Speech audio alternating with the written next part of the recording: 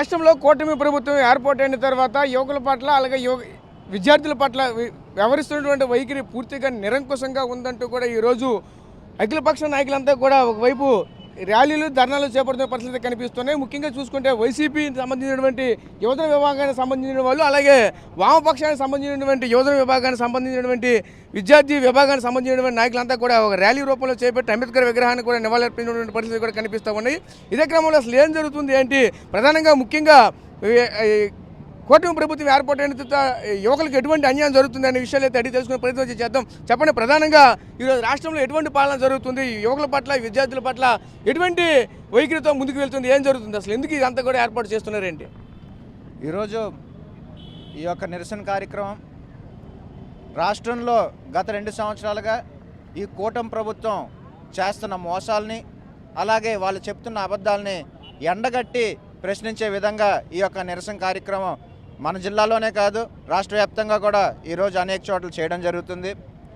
అందులో భాగంగా వాళ్ళు ఇచ్చిన అబద్ధపు హామీలు, యువతిని విద్యార్థుల్ని మభ్యపెట్టి ఏవైతే వాళ్ళు మోసం చేశారో వాటిని ఎండగట్టే ప్రణంగా, అలానే ప్రశ్నిస్తే తప్పుడు కేసులు పెడుతున్నారు. సార్, క్వశ్చన్ చేస్తే తప్పుడు కేసులు పెట్టాల్సిన పరిస్థితి వస్తే ఈ దేశంలోనే ప్రజాస్వామ్యం అనేది నిర్మూలిస్తుంది.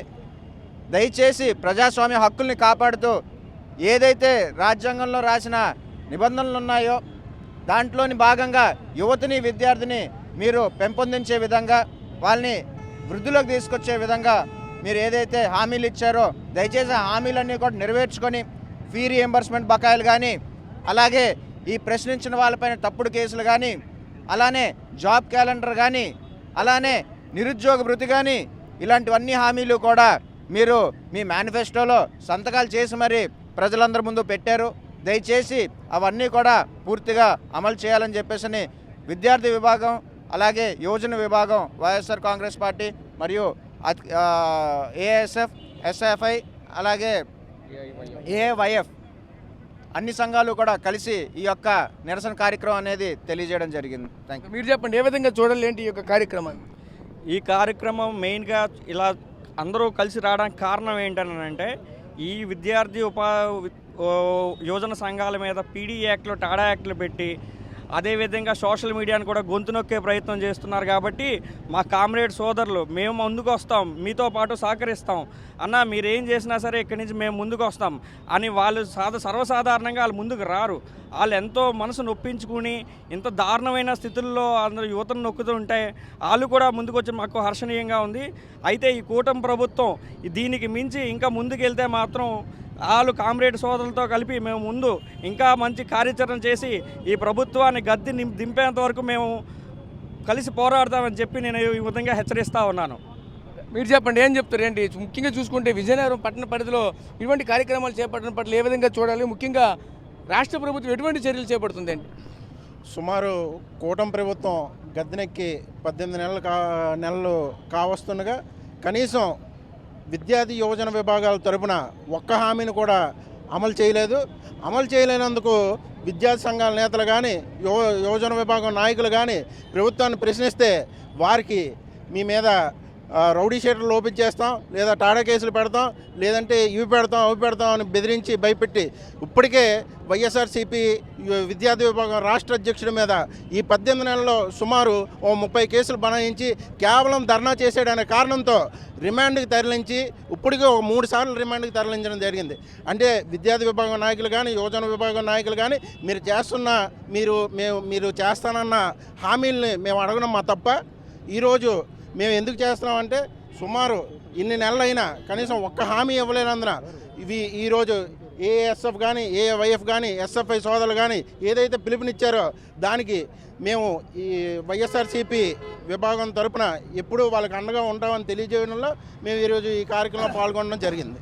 మీరు చెప్పండి, ఏఎస్ఎఫ్ పరంగా ఏం చెప్తారు ఏంటి? ముఖ్యంగా రాష్ట్ర ప్రభుత్వం ఏ విధంగా వైఖరి చెందుతుంది, విద్యార్థి విభాగాల పట్ల కానీ యువకుల పట్ల కానీ ఎటువంటి నియంకోసంతో ముందుకు వెళ్తుంది అంటారు ఏంటి? ప్రస్తుత పరిస్థితులు ఏంటి? ఈ రాష్ట్రంలో ఈ రాష్ట్ర ప్రభుత్వాన్ని ఆడిందే ఆట పాడిందే పాట అని చెప్పేసుకుంటూ ఏదైతే హక్కులు అడుగుతున్నారో విద్యార్థి యువజన సంఘాల నాయకులపైన కేసులు పెడుతూ ఈ రాష్ట్రంలో అత్యంత నిరంకుశ పాలన ప్రయోగిస్తూ ఉంది. ప్రధానంగా ఏఐఎస్ఎఫ్ నాయకులు నాగరాజు, అలాగే ఏవైఎఫ్ నాయకులు రాంబాబు, అచ్యుతరావు, అలాగే వైఎస్ఆర్సీపీ స్టూడెంట్ యూనియన్ రాష్ట్ర అధ్యక్షులు అన్న పానుగంటి చైతన్య గారి పైన అనేకమైన కేసులు బనాయించి రౌడీ షీటర్లు ఓపెన్ చేసి ఈ రాష్ట్ర ప్రభుత్వం కక్షపూరితమైనటువంటి హామీలను ఈరోజు ఈ రాష్ట్రంలో కొనసాగిస్తూ ఉంది. దీనిపైన ఖచ్చితంగా మేము చెప్తా ఉన్నాం, ఈ రాష్ట్రంలో అంబేద్కర్ ఇచ్చిన హక్కులను హరిస్తూ ఉన్నారు. ఖచ్చితంగా ఈ రెడ్ బుక్ రాజ్యాంగాన్ని ఈ రాష్ట్రంలో ప్రయోగిస్తూ ఉన్నారు. మీకు చేతనైతే ఏదైతే ప్రభుత్వ వసతిగృహాల్లో మౌలిక వస్తువులు లేవు, ప్రభుత్వ వసతిగృహాల్లో కుక్ కమాటీ చోటర్ వంటి పోస్టులు దాదాపుగా దశాబ్ద కాలం అవుతుంది. అలాగే గత ముఖ్యమంత్రి గౌరవనీయులు జగన్మోహన్ రెడ్డి గారు ప్రవేశపెట్టినటువంటి మెడికల్ కళాశాలను ప్రభుత్వ వైద్య విద్యార్థులు న్యాయం చేయాలని, ప్రజలందరికీ వైద్యం అవకాశం దక్కాలని చెప్పేసి మంచి ఉద్దేశంతో పెడితే ఇప్పుడు పబ్లిక్ ప్రైవేట్ పార్ట్నర్షిప్ పేరుతో వాటిని ప్రైవేట్ పరానికి చేస్తున్నటువంటి ఈ రాష్ట్ర ప్రభుత్వానికి మేము హెచ్చరికలు జారీ చేస్తున్నాం.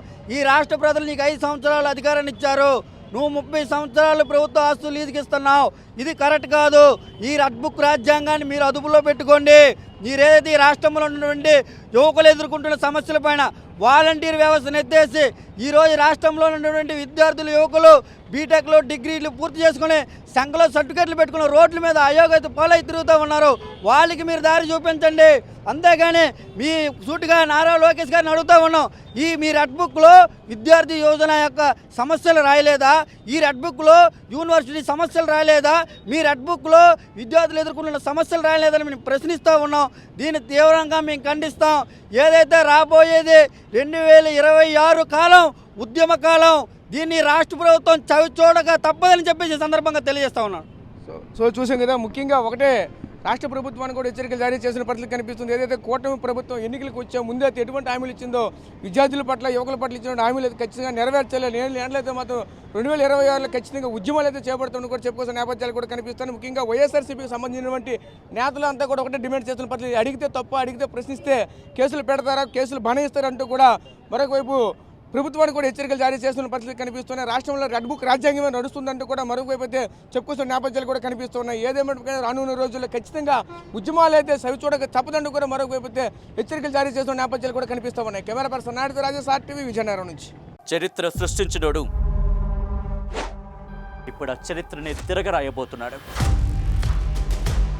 అబద్ధాల గోడల్ని బద్దలు కొట్టి నిజాలను రాగా మీ ముందుంచబోతున్నాడు.